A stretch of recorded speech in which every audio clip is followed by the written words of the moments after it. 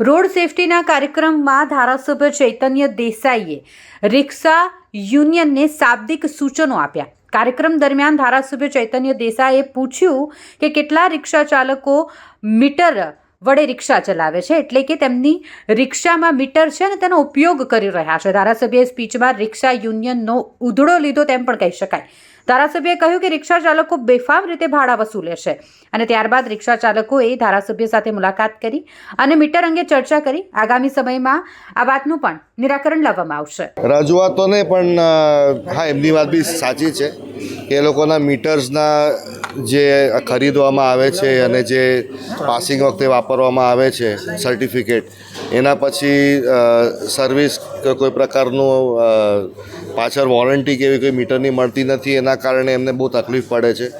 એટલે મારા ભાષણમાં મેં એમને પૂછ્યું, મેં કહું ભાઈ ટેરિફ તમે એઝ પર મીટર લો છો કે પછી ડાયરેક્ટ લો છો? એટલે એના ઉપરથી આ વિષય નીકળ્યો।